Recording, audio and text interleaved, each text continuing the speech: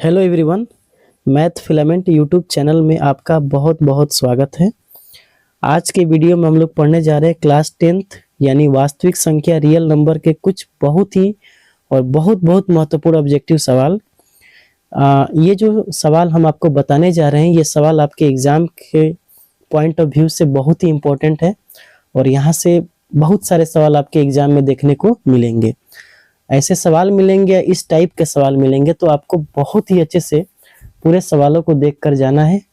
Exam देने से पहले इन सभी सवालों को आप एक बार जरूर देखकर जाए। तो आइए शुरू करते हैं आज के पहले सवाल से। इसके पहले हमने आपको टोटल बहुत सारे वीडियोस के माध्यम से हमने आपको बहुत सारे क्वेश्चन को कराया है। आपने अगर उस वाली वीडियो को नहीं देखा है तो प्लेलिस्ट में आपको क्लास 10th मैथ प्लेलिस्ट के नाम से आपको एक लिंक मिलेगा, या आप वीडियो के जो चैनल पे क्लिक करेंगे मैथ फिलामेंट में, तो आप प्लेलिस्ट बनी हुई है हमारे चैनल पे class 10th math objective playlist. वहां से जाके आप सारे ऑब्जेक्टिव को बिल्कुल शुरू से मतलब चैप्टर नहीं, वीडियोस 1 और 2, 3, 4 करके दिए होंगे। आप वहां से जाके सारे सवालों को देख सकते हैं, जहां से आपके एग्जाम में वो सवाल बहुत ही इम्पोर्टेंट है और वो सवाल आ भी सकते हैं या उस टाइप के आ भी सकते हैं, जो आपके एग्जाम की तैयारी को बहुत ही मजबूती प्रदान करेगा। तो शुरू करते हैं आज के सवाल, जो स्टार्ट होगा 21 से, क्योंकि इसके पहले के सभी सवाल हमने पिछले वाले वीडियो में आपको करा दिया है। तो अगर आपने उस वीडियो को नहीं देखा है तो एक बार जाके जरूर देख लीजिएगा। आज का सवाल है π/3 क्या है। तो देखिए, हम जानते हैं कि पाई जो है एक अपरिमेय संख्या है। कैसी संख्या है? अपरिमेय संख्या है, ठीक है। अगर पाई एक अपरिमेय संख्या है तो उसमें हम कितना भी संख्या से गुणा या भाग करें वो भी एक अपरिमेय ही आएगा। तो इसका ऑप्शन जो हो जाएगा वो हो जाएगा ऑप्शन नंबर ए, ठीक है। अगला सवाल देखिएगा। अगला सवाल ये है कि दो संख्याओं का गुणनफल 86 यानी 8670 है। इसका HCF 17 है, तो LCM क्या होगा? देखिए, ऐसे सवालों को हमने आपको पिछले वाले वीडियो में कितने सारे सवाल कराए हैं। अगर आप उसको देख लेंगे तो हमें उम्मीद है कि यह सवाल आपसे नहीं छूटेगा। तो आपने इस पहले वीडियो को रोकिए और इसको खुद से बनाइए। अब आपने वीडियो को रोका होगा और खुद से बनाया होगा। आपने बना दिया है तो बहुत ही अच्छा है। आप अपने ऑप्शन को कमेंट बॉक्स में टाइप कर दीजिए। नहीं बनाया है, नहीं समझ में आया, तो वो लोग भी आप ध्यान से देखेंगे और समझने की कोशिश करेंगे कि हम इसको कैसे बनाते हैं। देखिए, अगर आप ध्यान से देखेंगे तो हम एक फार्मूला जानते हैं कि HCF मतलब महत्तम मसा, LCM बराबर A गुणे B, यानी हम इसको ऐसे कह सकते हैं मसा गुणे लसा बराबर पहली संख्या गुणे दूसरी संख्या, ठीक है। ये हमारा फॉर्मूला होता है, ठीक है। इसी फॉर्मूला के आधार पे हम इन सवालों को हल करेंगे। तो ध्यान से आप देखिएगा कि अगर आप ध्यान से देखेंगे तो हमें दो संख्याओं का गुणनफल दिया है, और ये जो चीज हम यहाँ पे लिखे हैं ये दो संख्याओं का क्या है? गुणनफल है। तो यानी इसका टोटल का मान दिया है 8670। कोई दिक्कत यहाँ तक? और HCF यानी मसा जो है वो 17 दिया है, तो हम मसा के जगह पे क्या लिख देंगे? 17, और गुणा करेंगे लसा से, है ना। तो बस यही सब इसको हल कर देंगे और हमारा आंसर आपके सामने होगा, ठीक है। आंसर जो होगा आपके सामने होगा। देखिए, तो बस इसको आगे बढ़ाते हैं। अब जरा ध्यान से आप देखिएगा, 17 जो है ये किस में है? गुणा में। लसा के साथ किस में है? गुणा में। जब हम उसको उधर भेजते हैं बराबर के उधर, तो लसा वाला हो जाता है लसा जो है लसा बराबर हो जाता है 8670, और 17 लसा के साथ गुणा में था, तो जब इधर आएगा तो इसके साथ क्या हो जाएगा? भाग में। अब 17 के पहाड़े में आप देख लीजिए कितना मर्त में कट रहा है, तो 17 × 5 = 85 और 1 0, यानी हमारा लसा हो गया 510। अब आपको ऑप्शन देख लेना है कि 510 किस में दिया हुआ है? 510। तो ये हो गया आपका ऑप्शन नंबर ए। लेकिन दोस्तों एक बात ध्यान रखिएगा, अगर आप इस तरह से इन सवालों को अगर ऑब्जेक्टिव में इतना दिमाग लगाएंगे और इस तरह से बनाएंगे तो टाइम भी आपका ज़्यादा लगेगा और आपको अन्य सवाल भी तो करने हैं, आपको 50 सवाल टोटल सही करने हैं, एक्यूरेट करने हैं। तो आप 21 सवाल में ज़्यादा टाइम देंगे तो 50 सवाल को कब हल कर पाएंगे, आपको टाइम बचेगा नहीं। तो क्या सर ऐसा कोई तरीका है जो आप बता सकते हैं कि इसको हम आसानी से हल कर दें? तो है दोस्त, तरीका है। देखिएगा तरीका क्या है, इसको आप लोग नोट कर लिए होंगे, हम मिटा रहे हैं, ठीक है। तरीका क्या है दोस्त, समझिएगा कि हम जानते हैं कि जो एचसीएफ होता है, एचसीएफ है ना, और एलसीएम, ये दोनों का गुणा करेंगे तो इतना आना चाहिए कि नहीं। इसका मतलब ये हुआ कि जो हमारा एलसीएम होगा वो भी 17 से गुणा हो, 17 से कटेगा। क्यों कटेगा, क्यों ऐसा आप बोल रहे हैं सर, हमको बताइए, समझ में नहीं आया। अरे भाई अभी तो हमने आपको बताया कि 8670 बराबर लसा गुणे मसा 17 गुणे एक्स लसा 17 गुणे लसा। तो जब 17 से कटेगा तब ना ये एलसीएम जो होगा वो 17 से कटने वाला होगा, तभी तो 8670 आएगा। तो बस आपको वैसा ही ऑप्शन चेक करना है जो 17 से कटता हो। तो आप ध्यान से देखेंगे आपको एक ही ऑप्शन मिलेगा, ये 510, 17 तिया 51, बाकी कोई ऑप्शन 17 से नहीं कटेगा, आप चेक कर लीजिएगा। इसका मतलब इसको बनाने का एकदम सिंपल तरीका ये था कि बस 17 का मल्टीपल आपको खोज लेना है, 17 का कौन गुणज है, 17 से कौन कटता है। तो हमारा एक ही ऑप्शन था 510, 17 तिया 51 और 0।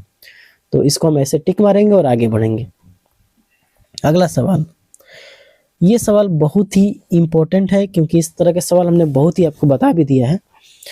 तो उम्मीद है कि आप इस सवाल को हल कर लेंगे। फिर भी नहीं कर पाते हैं, वीडियो को रोकिए और खुद से हल कीजिए। नहीं हो पाता है तो फिर हम बताते हैं आपको। तो चलिए, आपने बनाया होगा, हो सकता है आपका आंसर आ गया होगा, ठीक है। अब देखिए ध्यान से, 6, 8 और 22 का एलसीएम चाहिए आपको। क्या चाहिए, एलसीएम। तो हमने आपको बताया था कि बड़ी संख्या जो है उसको क्या मान लो, एलसीएम मान लो। क्या मान लो, एलसीएम, ठीक है। अब क्या 6 के पारा में 22 आता है, नहीं, तो हटाओ। अब 22 का पारा पढ़ दो 44, 6 के पारा में 44 आता है, नहीं, अब पढ़ दो 66। अब चेक करो कि 6 के पारा में 66 आता है, 6 के पारा में 66 आता है, नहीं आता है। आगे बढ़ेंगे, 22 88 नहीं आएगा, देखिए 6 के पारा में भी। अब देखिए 22 पाँचे 110, क्या 6 से 110 कटेगा, नहीं। अब 22 छके 132, 6 से कटेगा, हाँ, 6 दूना 12, 6 दूना 12 कट गया। 8 से कटाइए, 8 से भी कटेगा, देखिए अच्छा से लिखते हैं थोड़ा इसको,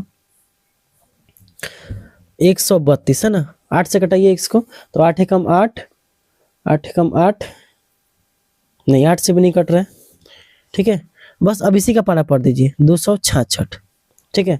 अब देखिए, अब 8 से कटाइए, 8 तरीके 24, 8 तरीके 24 अधिक देखिए 8 तरीके 24 और 2, 8 से कट जाएगा, 6 से भी कट जाएगा और 22 से भी कट जाएगा। ये इसका मतलब ये संख्या जो है ये सभी से कटेगा, तो ये क्या हो जाएगा आपका एचसीएफ। क्या हो जाएगा, एचसीएफ, ठीक है। अब ये एचसीएफ हो गया। तो अब आप देखिए कि 166 कौन सी ऐसी संख्या है जो 166 से कट सकती है, 166 से कट सकती है। तो देखिए एक ही ऑप्शन है हमारे पास, 132, 132 दूना 266 होता है। इस तरह से भी आप ऑप्शन तक जा सकते थे, लेकिन अगर आपको इतना भी नहीं आता है तो आपको एक मेरे पास और भी एक तरीका है जो आपको इस सवालों के आंसर तक पहुंचा सकता है। देखिए, अगर आप देखेंगे 6, 8 और 22 यही होता है। तो एक बात बताइए, जो भी ये तो अनुपात है, ये सब तो अनुपात है, और इधर वाला जो अनुपात है, इस अनुपात को अगर ध्यान से आप देखेंगे, ये वाला जो अनुपात है, ये अनुपात किसका है, लसा का है। और लसा क्या होता है, ऐसी संख्या होता है जो 6 से भी कटता है, 8 से भी कटता है और 22 से भी कटता है। तो ये हमारा जो ऑप्शन होगा, जो हमारा ऑप्शन होगा वो जरूर ना जरूर इन तीनों में से कटने वाला होगा। तो देखिए 6 से ये कट जाएगा तो ये हो सकता है, लेकिन 22 6 से तो कटेगा ना। और ये वाला 8 से कटना चाहिए, 8 से कट रहा है, लेकिन 22 से नहीं कट रहा है, तो इसको काट सकते हैं। 23 तो कतई नहीं होगा, 22 भी नहीं होगा क्योंकि 6 से नहीं कटेगा। ये देखिए ये वाला ऑप्शन,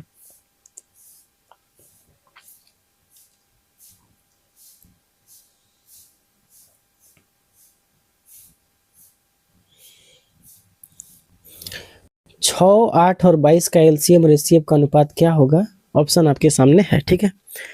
चलिए देखते हैं इसको कैसे बनाएंगे। तो ध्यान से देखिएगा, सबसे पहले हमको एलसीएम निकालना है, तो हम क्या करते हैं 6, 8 और 22 का एलसीएम निकाल लेते हैं, ठीक है।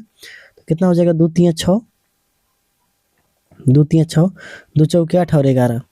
अब ये संख्या नहीं कटेगी तो 11 चौके 44, 11 चौके 44, 44 तिया 132, 132 दूना 266, 266। अब 266, अब 266 आ गया। अब निकालते हैं हम एलसीएम को, है ना, एचसीएफ को। तो एचसीएफ क्या होता है, ऐसी संख्या होती है जो सबको काट दे, है ना। तो एक से तो कटेगा, आप 2 से चेक करते हैं, 2 से सब कट जाएगा। उसके बाद आप कोई भी संख्या लीजिएगा जो 22 का फैक्टर हो। देखिए ऐसे इसको बनाते हैं, आप देखिएगा ध्यान से, 6, 8 और 22। आप 22 का फैक्टर लीजिए, 1 ले सकते हैं, ये 22 2 से कटता है और 11 से कटता है और 22 से कटता है। तो क्या 1 से तो सब कट जाएगा, तो 1 तो हो सकता है, 2 से भी कट जाएगा, 2 हो सकता है, लेकिन 11 से क्या 8 कटेगा, 22 से 8 कटेगा। इसका मतलब इसमें से सबसे बड़ी लेना है। सबसे बड़ी कौन हो जाएगा, 2। सबसे बड़ी कौन हो जाएगा, 2। तो इसका एचसीएफ क्या हो जाएगा, एचसीएफ बराबर हो जाएगा 2। अगर आप ऐसे नहीं बना पा रहे हैं तो आपके पास एक और तरीका है मेरे पास। देखिए 6 और 8, 6 एकम 6, 2 2 तिया 6, 2 तिया 6, 2 तिया 6, ठीक है। अब देखिए यहाँ पे, अब कितना बच गया, 22। तो फिर अब 2 से क्या करेंगे, 22 से भाग दे देंगे। तो 2 एकम 2 कट गया, और फिर 2 एकम 2, ये भी कट गया। इसका मतलब एचसीएफ कितना आ गया, एचसीएफ आ गया 2। तो ऐसे भी 2 आएगा और वैसे भी 2 आएगा। तो जो आपको तरीका अच्छा लगता है उससे आप बना सकते हैं, ठीक है। तो हमने एचसीएफ निकाल लिया, एचसीएफ कितना हो गया, 2। अब इसको कटाइए, 2 एकम 2 और 2 से इसको कटाइए, 13 दूना 26 और 2, 132:1 हमारा सही आंसर हो जाएगा, ठीक है। कोई दिक्कत?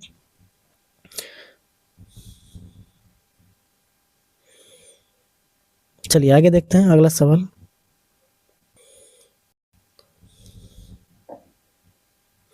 अगला सवाल क्या कह रहा है,